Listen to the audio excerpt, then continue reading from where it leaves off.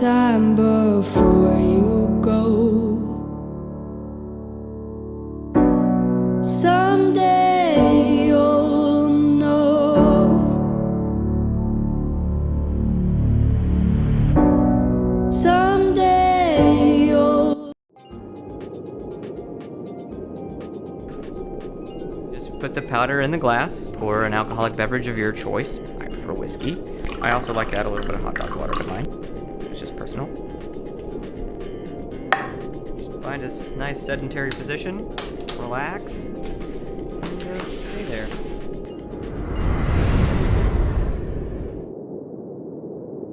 Couch body.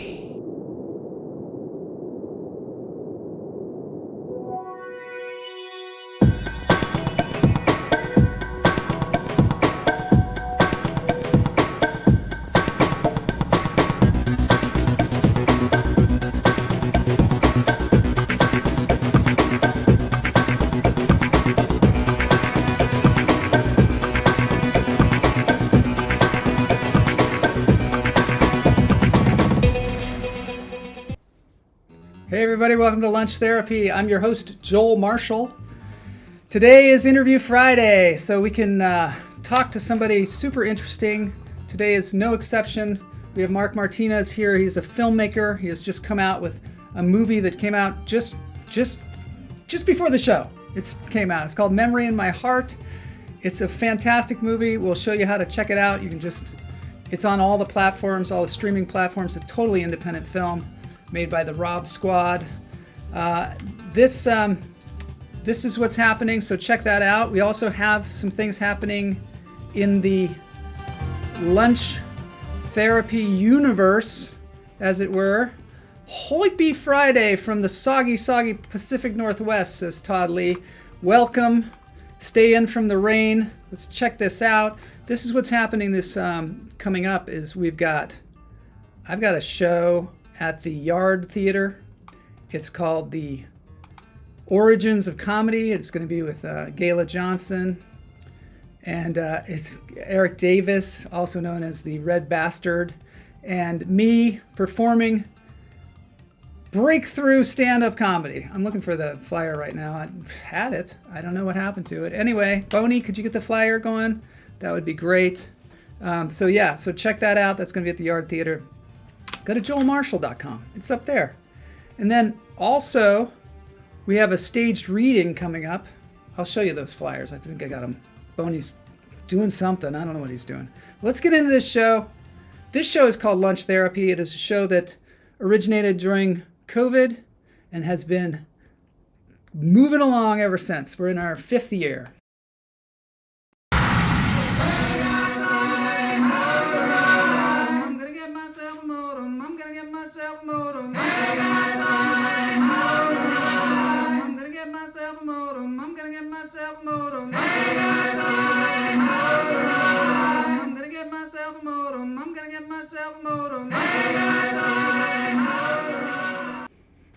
I wanted to mention to all you hummingbirds out there, hummingbirds are just anybody in the chat room, anybody that is a fan of Lunch Therapy, welcome. This is a cult. I just say this is a cult because one of the indicators of something being a cult is that you say it's not a cult. So I always just say, this is a cult. It's the cult of the hummingbird. Today is Interview Friday. At the beginning of the show, we always take 3 deep breaths. We're going to go ahead and do that. I've got Mark in the green room. He's having some snacks with Boney. So let's get into this thing. Breathing. It's called breathing. I don't know if any of you are familiar with this, but it's really useful.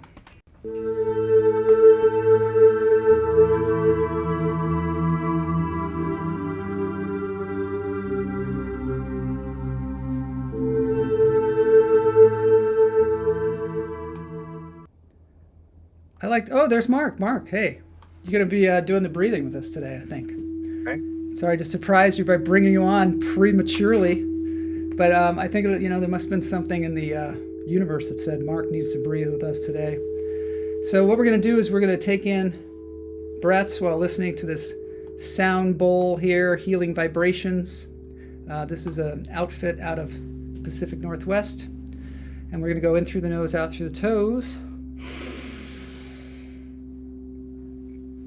Hold it.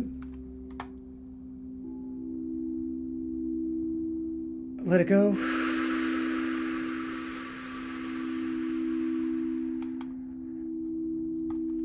In through the nose, out through the toes. Hold it. Let it go.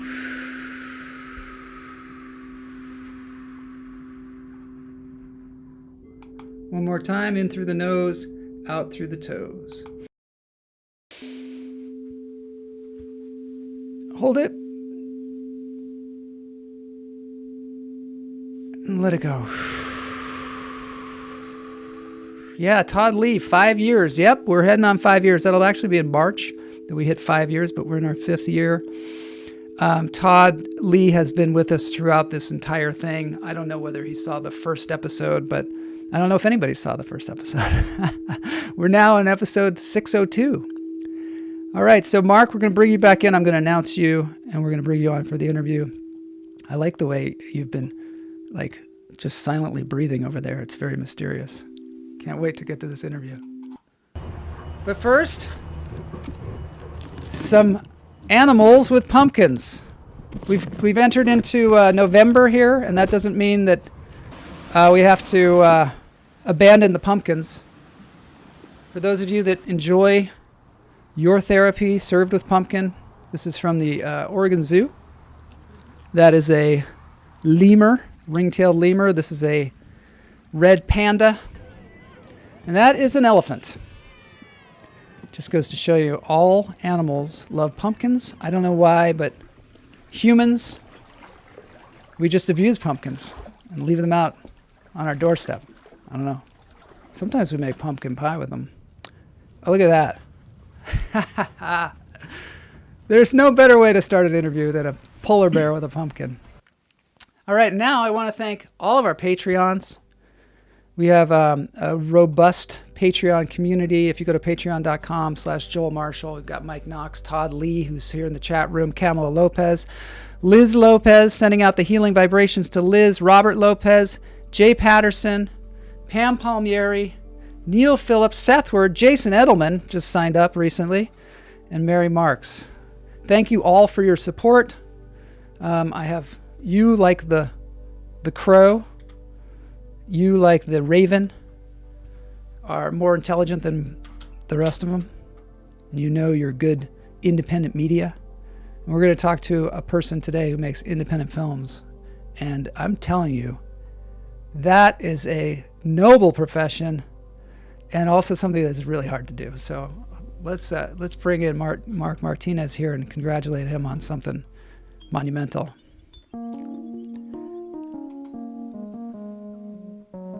Hola, Tom Valdez. Okay, so this is the movie. It just came out in September. It's called The Memory in My Heart. You can see down below kind of where it's available. It's available on Vimeo and YouTube. I watched it on YouTube. You can rent it. You can buy it. You can go to iTunes. You can watch it on your Apple TV, Prime Video. There's lots of places to watch it out there. It's a fantastic movie. We're going to talk about more about how he achieved this film. It's a very interesting topic. We're going to ask him about that too. I don't know whether this is possible. It's quite amazing. Intriguing. Behind me is a hummingbird. This is presented by one of our viewers, Guignel, who's also a sponsor of the show. Okay, this is Interview Friday. Let's get into this.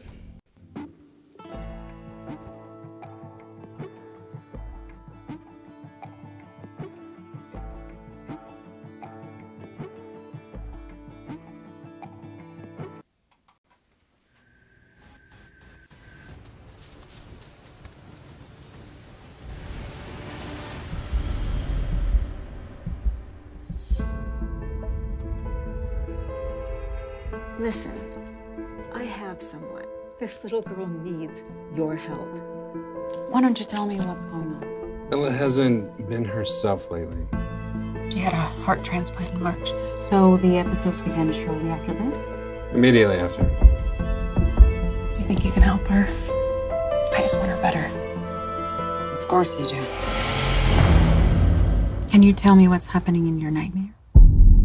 Someone's chasing me. He's grabbing me, jumping on top of me, and hurting me. How many times have you seen this man? I always see him. It's the same nightmare every time. What's this? Like it? I see it on his body. What about this one?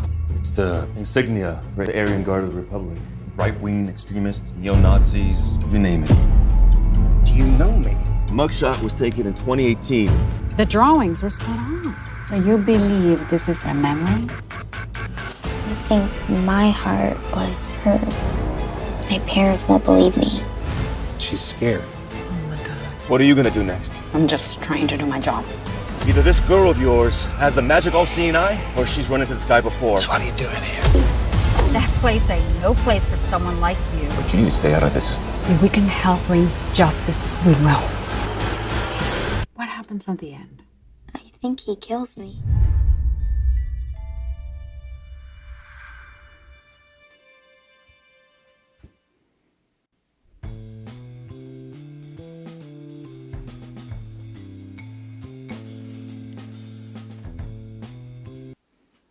All right, Marc Martinez.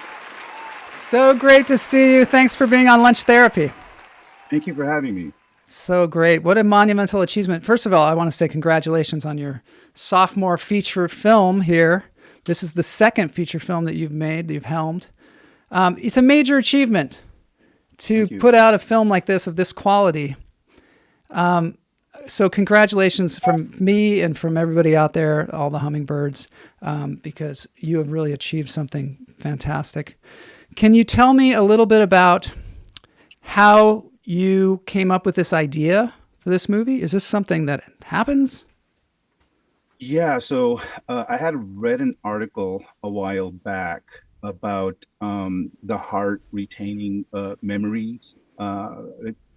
And the deeper I kind of like started like researching it, I'm like, wow, this is interesting, because supposedly there's a cluster of cells in the heart that are like similar to like neurons, and so, or like brain cells. Yeah. And depending on the trauma, because we always tend to remember very intense moments in our lives, right? That those get implanted into our memories. So I think it's something along those lines. And so I looked into it more and more, and I started finding out that once they started doing these heart transplants, once they started doing them more and more, because I think the first one was like in the 60s, and then by the 90s they had done quite a few, and they started noticing that a lot of heart recipients were exhibiting traits from the donors when they never really used to exhibit those traits. Like all of a sudden they're like fried chicken, you know what I mean? And it's a thing. So I thought that would be an interesting premise, for a film. Yeah, they talk a lot more and more about the connection between the heart and the brain, and how they are, working in tandem with one another, and they're very connected. And yeah, I just can't imagine. And our heart is such a center for all of us, that we talk about our heart so much. I feel like this in my heart, or I went with my heart, or so it does. It's not surprising at all to me that if you take this major organ out of somebody and put it into another person, that they're not going to take on some of that person's personality and I would imagine feelings, emotions. Absolutely. I mean, even our muscles, we talk about muscle memory, right? I mean, imagine the heart. Yeah. Yeah, absolutely. Well, also, Greg Wordle says December 3rd, 1967 was the first heart transplant by surgeon Christian Bernard in Cape Town, South Africa. All right, that's cool. Yeah, so, I mean, they must have been... I feel like we have memory in our cells in general throughout our body. Because you know how, like, when you learn how to play a sport, a lot of times it bypasses the brain almost, You see through your eyes and your body responds almost like you've got your whole body is a brain, of its sorts. Totally. No, they're even finding out that that they can be transferred through DNA, memories through DNA. You know, that's interesting because my acting teacher, Ivana Chubbuck, she also talks about that. She feels like the more and more she explores people, through acting, which she does it sort of in a psychological way, in a highly psychological way, but a very intensely in the moment kind of way. She sees that maybe genetics have something to do with this. Maybe your genes actually do carry over trauma and other memories, maybe bliss as well. Who knows? Yeah, I don't always put so much stock in the physical body. A lot of us, we meditate, we try and have out-of-body experiences, but there's so much going on with the actual body itself that that's one thing I wanted to talk to you about too. We talk about going with our heart. When you make a feature film, as you've done, which is, it's a monumental achievement for a person to make an independent feature film. Any of us who have gone through this know the stick-to-itiveness that it takes, the perseverance, the following your heart, but just not letting it go. You got to like hold on to it like you're an alligator and you got something in your jaws. Yeah. How do you pull yourself all the way through the process? Do you ever run across things where you have doubts or where you throw something away, or how do you know when to let go of something? What's your barometer for how to make a film? Well, if we're using the alligator analogy, you grab onto it and you start doing the death roll. You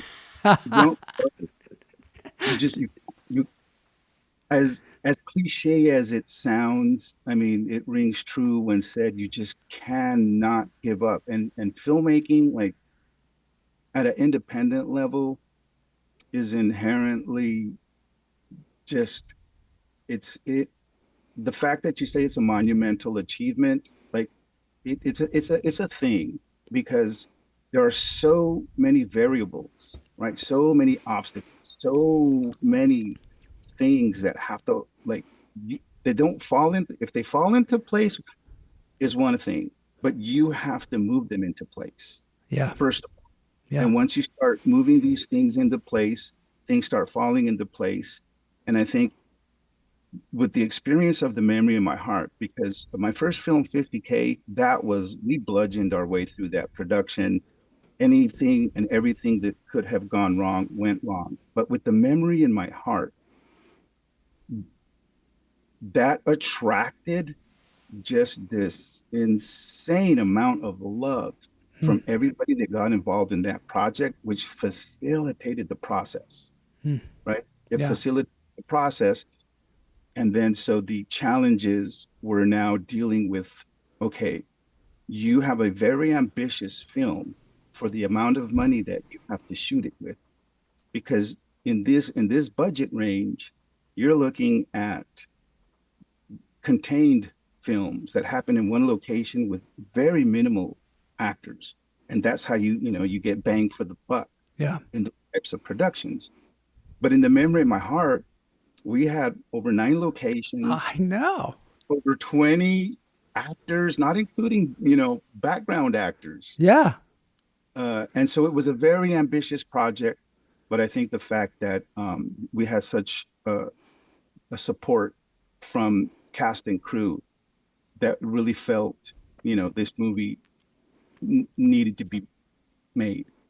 Yeah, I noticed that about 50K, that it took place in one house, the whole movie. And I was like, when you do an independent film, it behooves you to make it a single location that you can stay in for a while. Because you want to nail down whatever you can nail down, whatever it can be immovable. You want to have that, because everything else is so movable, and people are so flighty on independent films because you can't hold them down with money. Like one of the reasons there's so much money in the film industry is because it keeps people in place. And you have to make these, like, every day you have to make these planets align, and a lot of them don't want to align. So it is like It's like a timing thing and a budget thing. And also, I feel like when you make an independent film, it kind of takes a piece of you.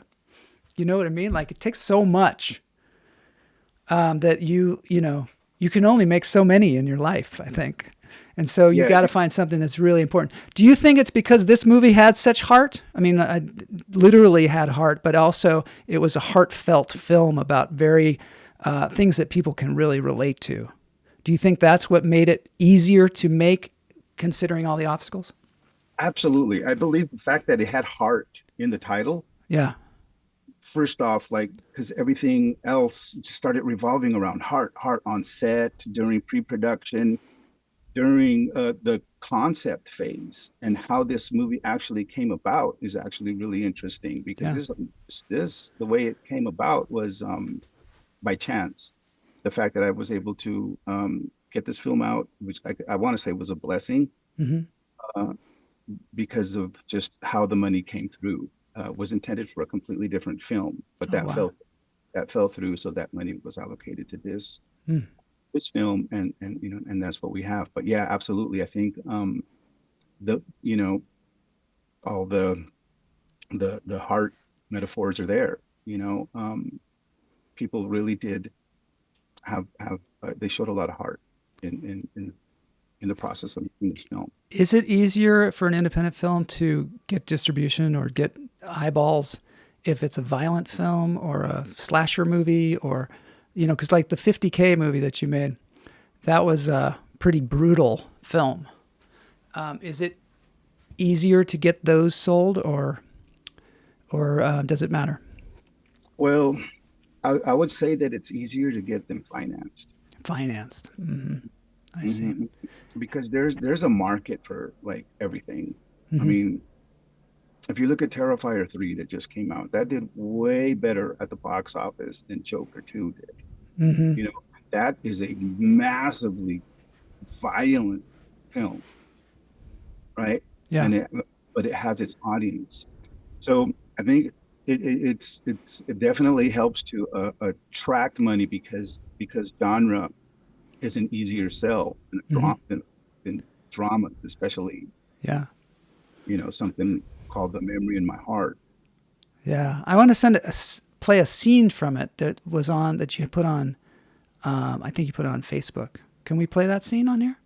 Yeah, absolutely. Okay, because it's a nice scene from the movie. Give people an idea.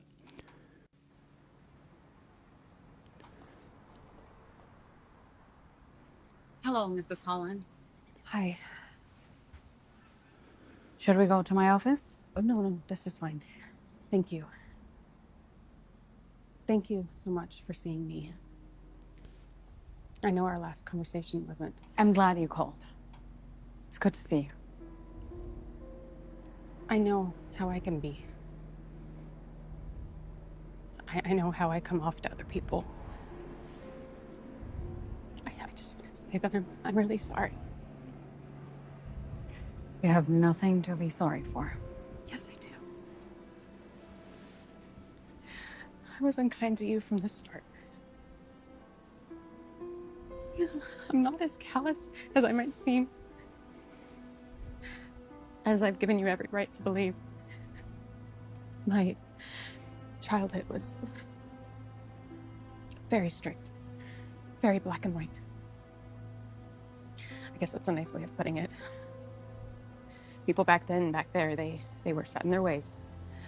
And as a child, their ways became my ways. And that included how I viewed other people. It was normal. But as I've gotten older, I've found my footing, and I've begun to have thoughts of my own.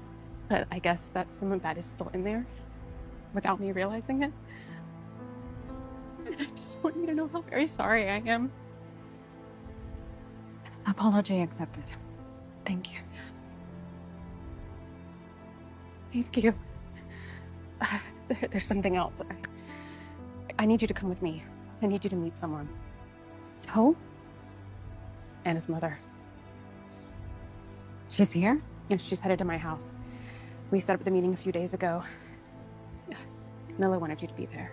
We agreed that you should be. All right, let's go. Thank you. You have no idea how much this means to us.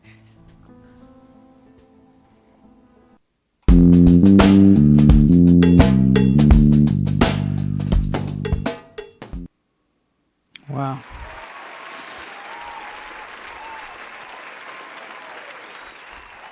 How did you develop your screenwriting skills? Over a long period of time. Over a long period of time and just studying. I mean, the first things I studied, well, I went to film school, so I got a head start there. Obviously, through you have to take some screenwriting classes, but then I supplemented that with just learning every different structure that I could possibly, learn.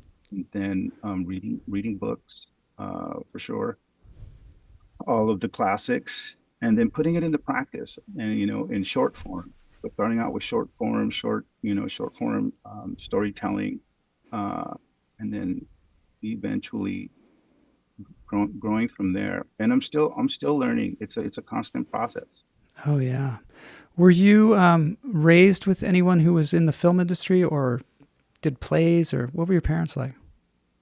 No, my parents were migrant workers, and we moved around a lot. So being a shy kid, I had to kind of like, it was really, really tough to make friends. So I was kind of like in my head a lot. Yeah.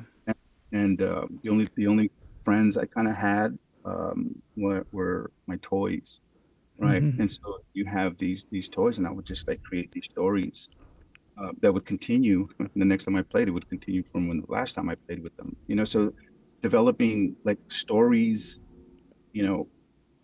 since that age, I think really helped kind of like define what I wanted to do growing up, because I would read books. I would say I would read like a whole book in a day, to the point where my mom went to the doctor and told him, she said, there's something wrong with my kid. Like, he reads too much. It's got to be bad for his eyes. And the doctor said, do not stop him from reading. Yeah. Let him do his thing. Wow. So yeah, I think storytellers, it's in us, it's just, we have that innate like theme that we need to express, and it's storytelling. Did it take you a while to decide to go to film school? How did you find your way to the LA Film School? Was it something that you started doing short films or something before, or what happened? Interesting. No. Okay. So on your title screen, thank you for putting up there musician and filmmaker. Yeah. Right. Before getting into film, I was, I was in music production. Yeah, that's what I thought. Yeah.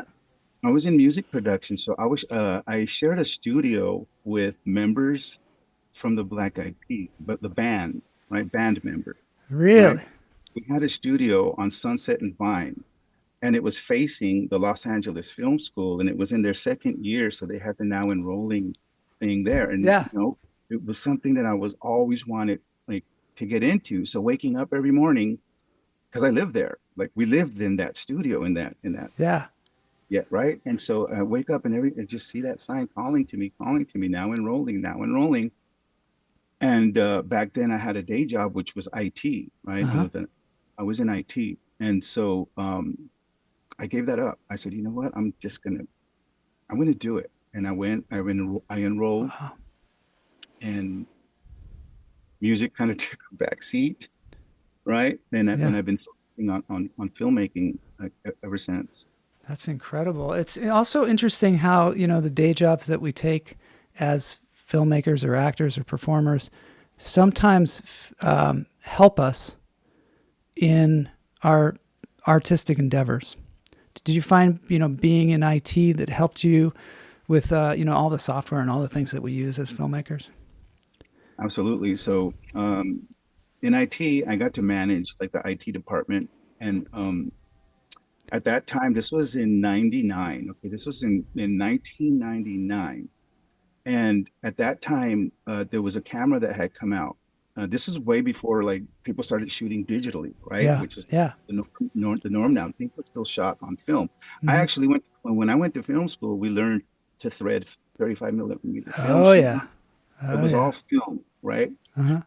So, but in '99, this camera, the Canon XL1, came out, and it had a progressive scan, which was like a film look, like Yeah. ultimately it looked like film. Mhm. And so I convinced the because the company that I was working for was this company that worked towards, it was like a nonprofit that worked towards getting work unions to pay workers like living wages and stuff like that. Mhm. So they were always having these marching rallies, right? And I convinced the you know the higher ups that it would behoove them to start documenting these rallies. And so they said, okay, good idea. And this was before social media, before Wow. the YouTube. It was Yeah. way back then. And so because of that, I got my hands on this camera. And obviously I would go out and shoot these, and then I would edit these little mini documentaries for them, and then show them at the meetings, at the meetings, and you see their faces like, Yeah. right? Imagine, like, out of nowhere, like there's you're telling a story about these little rallies that they're going on. And so like I had a lot of, Wow. yeah, I was lucky. Let's just say I was very lucky to be able to get my hands on, and then the software to edit it at that time was What were you using? Final Cut 1? Final Cut 1. Yeah. Final Cut 1. Yep. And yeah, that was like the beginning of the narrative. That was the revolution where it started turning digital, and we were all kind of like in those Canon XL1s. We were all shooting on those things, and but it still wasn't quite looking like film, and we didn't know whether it was going to look like film. And I actually interviewed Ted Schilowitz at this at NAB when they came out with the red camera, but they hadn't come out with it yet. They were just talking about it, and everybody's like, "That's not going to happen. That'll never happen." But it's really, so much has transformed just in our lifetime in the filmmaking industry, which has made it easier to make films because you don't have to buy as much film stock and stuff. But people think, oh, you can just go out there with your iPhone and make a movie. But they don't realize what really goes into it and the amount of people it takes and the amount of, I always say sound is like the most important thing, because that's the one thing you really can't do with just using iPhones. And if you do use an iPhone to make a feature film, you're going to have a rig on it that is going to be, like out of control. You might as well have a camera. What camera do you like to shoot on now? I shoot on various ones, and so I tell people when they ask, what camera should I use? Honestly, like now these days, right? Because I went through the gamut of camera since, and even the new iPhones look phenomenal. They do. They look so amazing. But it really, again, I think you give a pencil to an artist and you give a pencil to like just any other person, and two different things with it, right? Yeah. One will draw you something, very creative, and the other one will give you some stick figures. So it's kind of like the same thing. Like you put that, any camera into the hands of someone that do something with it, and someone that just doesn't really have the foresight or the aptitude to do something, and you get two different things. So I think just camera wise, I've used them all. Every Alexas, Reds, Ursas. I just shot a short film on an old Ursa, like not even the G2s, right? The new that they fixed all the problems with. Uh-huh. The older version of it, just shot a short horror film, and it looks phenomenal. Like it looks really, it looks legit. As a matter of fact, I shot a horror feature with the same director. I DP'd it. I shot that on that same camera, and between the both of us, we racked up like all the wins: cinematography, directing. You won the Horror Hound Film Festival, the best cinematography award. That's awesome. That's on awesome. Ursa. On a Ursa with the Roku lenses. Like, I mean, again, it really matters, like who and what, you do with that tech. Yeah, I wonder if I have. Oh, I have something here from that. Just a sec. Let me cue that up till we can see it. Just a sec. Here we go. Magic of cinema.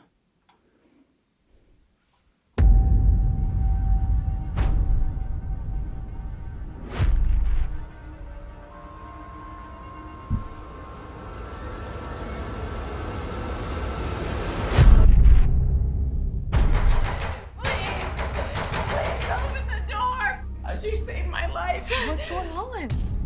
There's a man. Is he following you?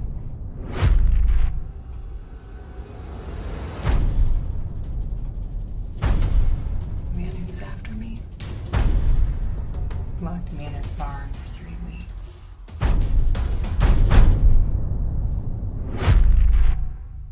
You can't stay here. Because of that body you buried in the woods?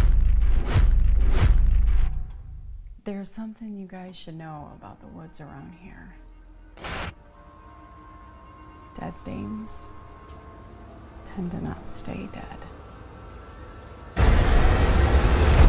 Oh my God. That's crazy.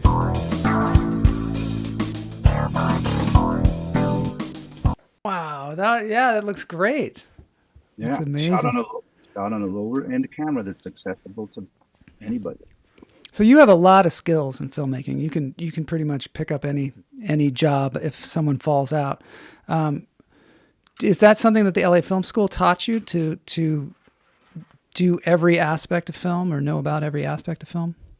Yeah, what I loved about the LA Film School when I went there, this was a while back. The first thing they taught us was number one, we're not here to teach you how to do music videos. You're here to learn how to do film. They said everybody wants to be a director, but most of those people are not going to get jobs. So because I was able to quit my day job and focus on school, I ended up focusing on directing and on cinematography.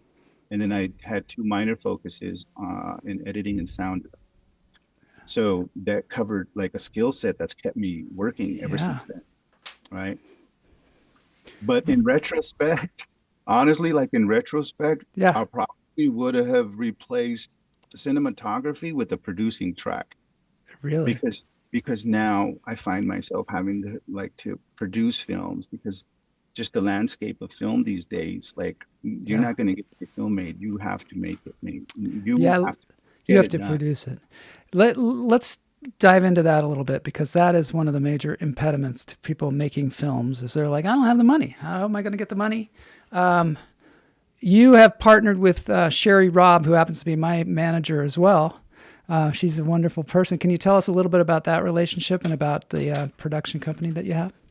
Yeah, absolutely. Sherry Robb, we're joined at the hip. We met when she was looking for a director for one of the films that she wanted to produce. And we immediately hit it off. And before you know it, we're like, you know what, let's do 3. Let's have, let's diversify and have 3 films. If we're going to fund one, let's try to get 3. And before you know it, she's just like, well, how about this one? I mean, before you know, we had a slate of over 10 films, and these are curated films, right? Yeah. And Sherry has a great eye for material. So, and that's where we are now. We formed the Rob Squad, which is that production company, and we put her talent roster into these films. Yeah, so here's some of the stuff that is coming down the pike. Yeah, behind the screen, that's my buddy Dale Wolf in Canada. Wow. Yeah. So is it easier to finance multiple films than it is to finance one film? Well, the thing is, if you're going after financing, it's cool to have a passion project, right? Because George Lucas, he had a passion project and he shopped all the studios until one of them said, okay, they would fund it.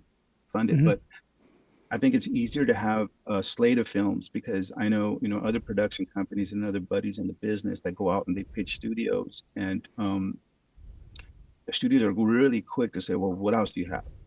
What else do you have? And they're going Mm-hmm.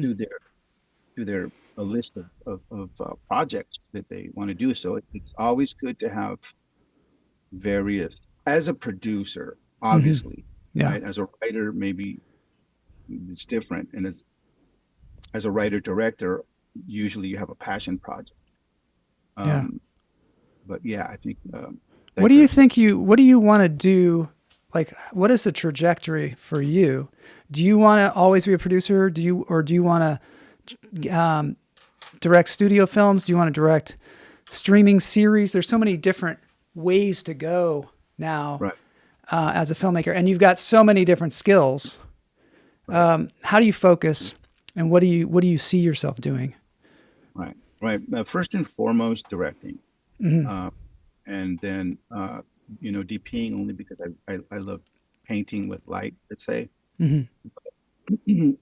So it's twofold for myself. It's like I have this slate of films that I'm producing with Sherry Robb, and I say producing because, again, I've had to take on that role. Yeah. I never.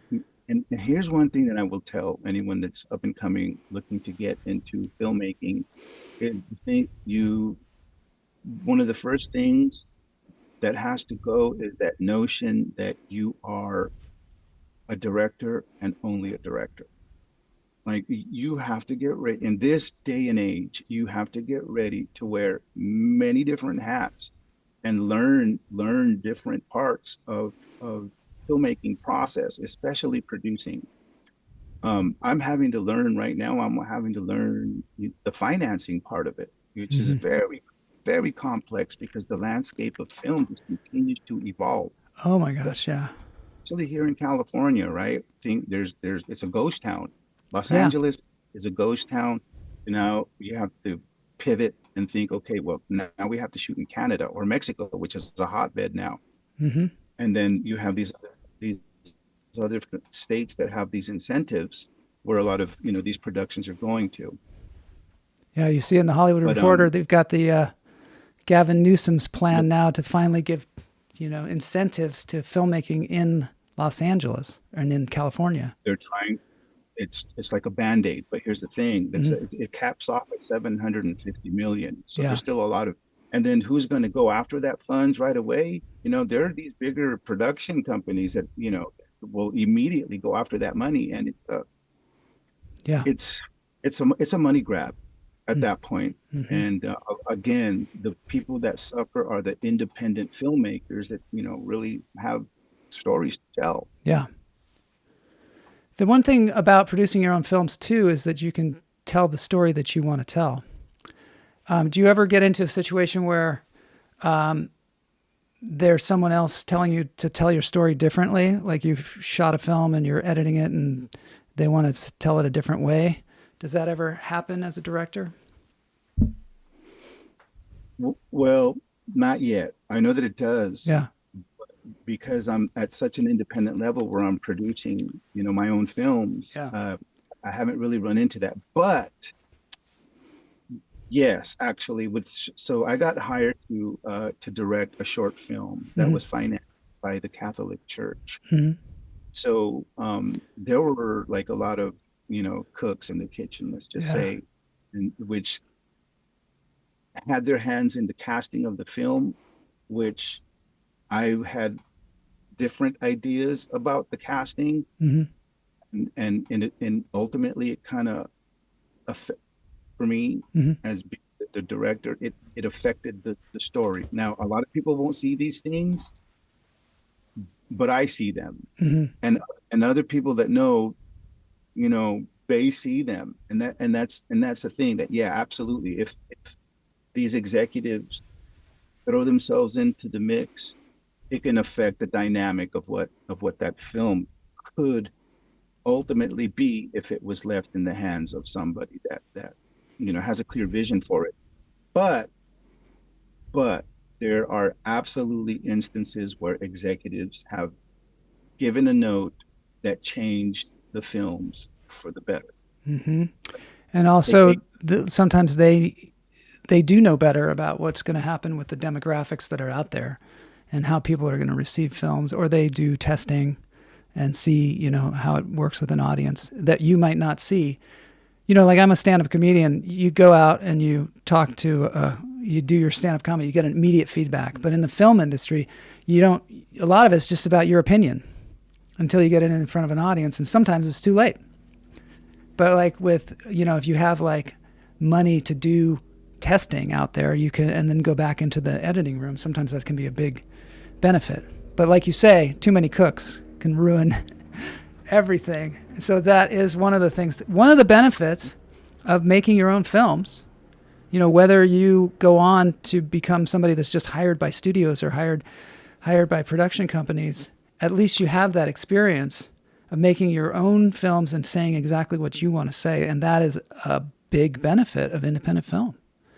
A lot of times you talk to studio executives, they're like, I wish I was doing what you're doing. You know, even though they have all the power, they just have the power as a big company. They don't have power for themselves to get their own message out. So sometimes you got to look at the, I guess, the obstacles and say, you know, these obstacles are here, but these other benefits exist as well. Mm-hmm. And that's a great thing. Yeah. Do you think you want to do any like episodic shows? I've thought about it, and I have some ideas, but I think, right, so I have a clear trajectory path for myself. You do. So, yeah, what I was saying was that with the stuff that I'm doing with Sherry, you know, and that slate of films, I'm more of a producer and attaching directors and attaching, you know, talent to those projects.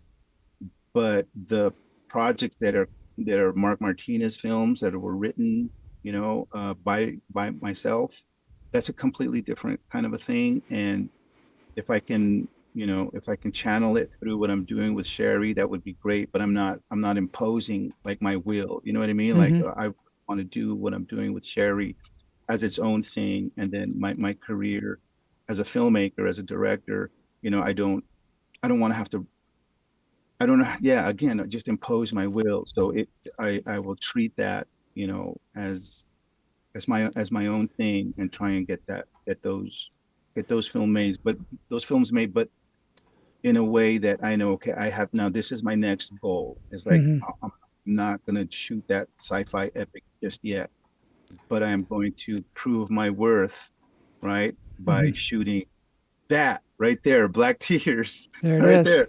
Yes. Thank you. That's your passion project? Yeah, sure. Dude, we're like right here. Oh yeah, I'm not kidding around. But I have an assistant, of course. He's a plastic skeleton that really helps me. But yeah. Well, he knows what's up. He does. He does. Okay. Cool. Yeah, that's cool. So you have your own markmartinezfilms.com site as well, where you can see some of Mark's passion projects here, and there's sort of a Latino bent to it. Yeah, right. There is a Latinx. Latinx. Yeah. Yeah, cool. I like the way you're marketing yourself. Do you go to the like film markets? Do you ever do any of that stuff? No, I don't. I haven't. I was thinking about going to this one that's the coming up. AFFM. Yeah. In Vegas now. Mm-hmm. Yeah, it's an interesting. I'd be interested to hear what you think about it, because it's a bit of the swimming with sharks kind of scenario, where you don't know who's legit and who's not, you know, or who's there to just, I don't know, party or whatever. It's a very interesting thing. And you also, you know, one of the things too about being a filmmaker that's raising money, do you go to certain demographics to raise money? Like, you know, a lot of times people say, like, okay, I interviewed Bruce Campbell, and they were talking about Evil Dead and how they funded it. And they funded it by playing a lot of golf and meeting a lot of dentists, because dentists have a lot of disposable income, and they're interested in being in the film industry, apparently. That's what they were saying back then. Do you have certain demographics that you go to, or do you have relationships that you've formed over long periods of time? That's an interesting question, because like I said, I'm kind of like now just getting into the financing game. Yeah. And so independently, right? You want to go after like equity financing, people that are going to, give you their money because they believe in you and your project, Yeah. and they're thinking that there might be a return on Mhm. that investment, which is increasingly less and less likely. Yeah. So uh, I'm kind of like hell bent on breaking into the studio system, right? Mm-hmm. Like like I I I watch these shows on, on these streamers like Netflix and Hulu, Yeah. and I see these films on there, and if you go to Amazon Prime, you will see a butt ton of films, Yep. and a lot of them have names attached to them, but you never heard of them anywhere else except there, Yeah. right? Yeah. And then some of these films, like I'll watch them and I'll be like, God damn, they did their thing. Like, Yeah. I love this movie. This is freaking well done. Why didn't this get theatrical distribution? Like, I know. I see also series like that on Amazon where I'm like, So nobody knows about this series. Somebody went to their hometown and made this series, and it's freaking great. great. The difference. So I'll tell you what the difference is Mhm. between like The Memory in My Heart was like the level up. It was a level up from 50K, Mhm. right? And I feel like my next film is going to be a level up from The Memory in My Heart. Yeah. And so that the difference being, I mean, in my opinion, is the number of days that you get to shoot, right? Because in low budget, like indie stuff, you try to cram as much production into as minimum amount of days as possible because you only have X amount of budget. Yeah. But the reason that these other filmmakers that are, they have the budget to extend their days and do less pages per day and really focus on getting what they need, to tell those stories effectively. And that is the difference of what makes a really great film and what makes these low budget, like hurry up and cram, Yeah. try to make your days kind of a mentality. And although we did our best to cover these scenes in The Memory in My Heart, just just not enough time. Yeah. Yeah. Really do it justice. And as a filmmaker, I see it, in the results of how the film turns out, and knowing that, God damn it, if I only had more time. It's so hard. You always feel like that. Did you ever study acting? Do you work with the actors on their acting at all? Absolutely. So Yeah. I think you have to. Yeah. You have to take some acting classes. You kind of have to understand that, the language of performance. Yeah. The people that, people like that scene that we showed here. Great scene. Nice directing. Yeah. So how do you usually work with actors? What do you have any basic rules you can give people about working with actors? So at this independent level right here, right now, Mhm. where I'm at, the way that I was able to get 50K and then The Memory of My Heart, like in the can, and with performances, because 50K, those actors, they did their thing. Like 50K, through all the challenges, at the end of the day, that cast, they did their I thing. liked what they did. I thought I Yeah. mean, it was a difficult premise because the premise is they basically take this guy captive in his own house because they know he has $50,000 somewhere. And they try and decide they're going to torture him until he gives them the 50K, which they're kind of dumb because there's 6 of them. They're only going to get about $8,000 each for this like near murder that's going on. And the guy just is like, no, I'm not going to do it. And there's this standoff. Yeah.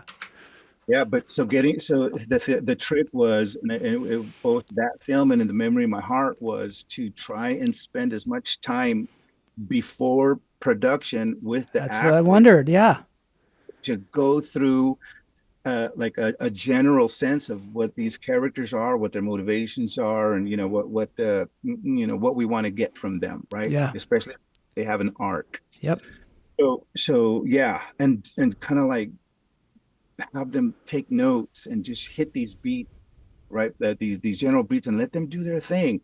That's the reason why you hire great actors, right? Mhm. Because you spend your a lot of time and resources into your cast, and that way on the day, especially in independent productions, like I wear a lot of hats, right? And I have to, you know, on the day, very, very busy.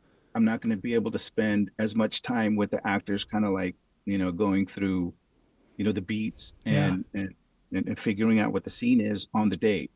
Yep. So, but once you give them like a head start, we're able to get there a lot quicker. And then it's just a matter of hitting certain beats, and you get, you know, these performances. You have to get people that are going to show up and deliver. That must have been a hard shoot too. I mean, because you were just like, it was so intense. The stakes were like so high, and sort of, would you call that a black comedy? Would you call it a comedy, or would you call it a horror film? Does it fit a genre? Crimes. I mean, crimes. Are we talking about 50K? 50K, yeah. Yeah. That's a crime. It's a crime thriller. Thriller. Yeah, that's contained. I really enjoyed it. It was not my usual fare, but I really enjoyed it. I thought that everybody did a great job. We're running out of time. What did you say? Baptism in fire. I'll tell you that. I bet it was. I mean, the whole thing. Sometimes I think the subject matter of a film too can cause stress in the production itself. But I'm sure. I mean, how much time did you have to shoot that thing? We shot that in like 13, 14 days. Oh my God, that must have been a pressure cooker. Mm-hmm. Yeah. And did you shoot it out of sequence or in sequence? No, out of sequence. Wow, that must have been hard to keep track of, like the emotional states that people were in at the time. Yeah. It was really something. Yeah, I guess so. Yeah. Shoot, we've run out of time, but this has been really interesting. Thanks for being on the show, Mark. Thank you for having me.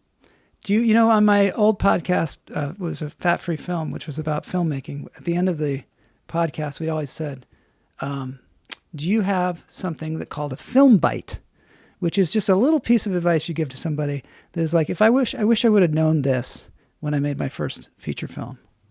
Do you have anything like that you can impart? I know you have imparted many jewels in this interview, but yeah, I would say what was a huge like positive moment for me moving forward with my film mentality was to share the love, right? Don't make it all about you, as you know, as talented or as confident as you may feel about, you know, what your abilities are as a storyteller. Kind of like share the love. Cool. It's not just about you. That's such good advice. Into the mix, especially in this world where everybody's all about winning and all this stuff. Like, let's work together. Let's not. Yeah. Tom Valdez says, thank you, Joel and Mark. Thank you for being here, Tom. And thank you, Janet Cole Valdez, for being here as well. Really appreciate you. Tom and Janet. Yeah, and Janet, they did the end credit song for how nice. Yeah. And Rex Sykes, great to see you here as well. And Kamala and Todd Lee, thanks everybody for checking this out. Pass this to your filmmaking friends, because they need to know there's a lot of information in this about how to make your first feature film or second feature film. Really appreciate it. All right, now it's time for the dance break. Oh, wow. Are you ready? I'm going to have a short little one that I really enjoy. I've played this a couple of times on the show. It's just a nice way to end it. Dance break time. Here we go.